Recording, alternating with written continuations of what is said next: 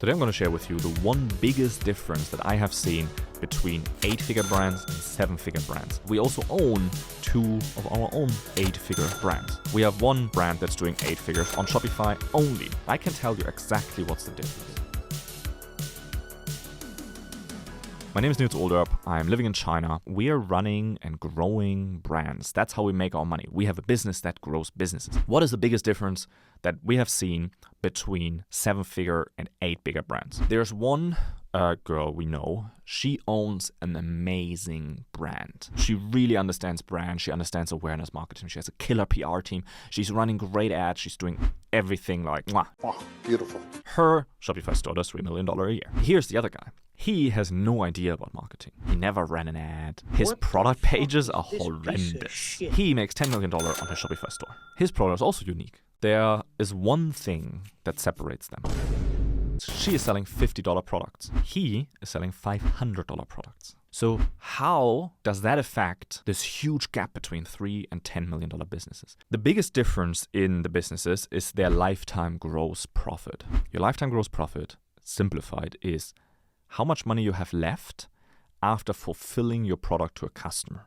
I know if there's an accountant here, that's not the way, but we're just gonna pretend it is to make it simple. Daddy, chill. What the hell? Her product, it costs her about $25 to buy the inventory, to buy the products, to ship the products to the country. Her total costs with everything, payment fees, to get the product to a customer is $25. So that means she has 50% margins, meaning $25 for her. His products cost $250 to get to a customer. His margin is also 50%, but his profit is $250. $25, $250. So you can say, yeah, sure. His product is also so much more expensive. What does it take to sell $500 product? Like, I can see selling $50 products. They look at it on an ad and it's like, okay, that's $50. I'm going to buy it. It's a $500 product, especially if the page is shitty, especially if the marketing is shitty. It seems like it's a hard sale. Here's the reality. It costs her about $20 per acquisition. So when she runs ads, it takes about $20 for her to get a customer the first time. She makes $5. So his price is 10 times more, but his acquisition costs are not 10 times more, only 3 times more. He pays $75 per acquisition. Math, numbers, all of this shit. I'm gonna make this simple in a minute. Just give me a minute.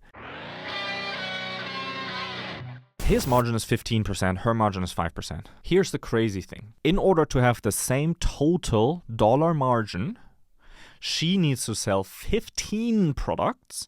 He only needs to sell 1. So she needs to put 15 times the effort in than he has to do to get 1 customer. His business is 3 times as big. Why is it 3 times as big? Because he makes all of that margin in his first purchase and he can reinvest all of that into more marketing. What is the reason why most people don't sell expensive products? The first reason is because of the belief that it's difficult to sell it. That's not true. The second reason is, if you're selling a product that is $500 and it costs you $250 to buy the inventory, buy the product, ship the product, fulfill the product, that's a lot of money. Versus if you sell a $50 product, there's much less investment. Every factory, every supplier has their minimum order quantities and things like that. So here is my little secret that we're going to use to scale our own brand from 0 to 10 million the first year. That's the goal. I haven't done that yet. I don't want to put all my money into inventory for that many sales. Here's what you do.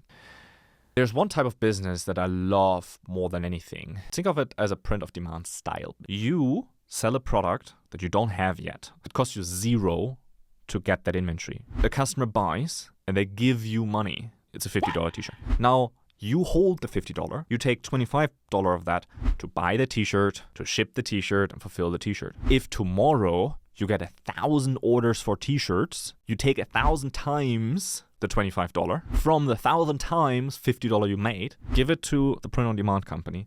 They make it, they ship it, they do it. You are not limited by your cash flow. I'm not saying do print on demand.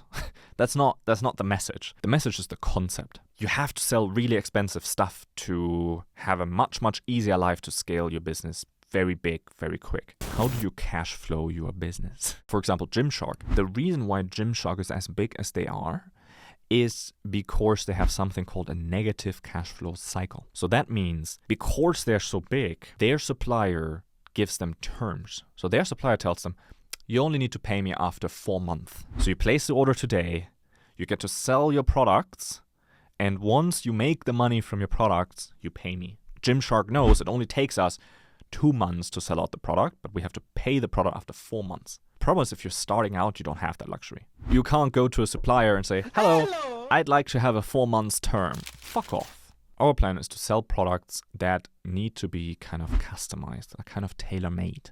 Because that way people are willing to wait for the product to ship, and people are willing to pay for it in advance.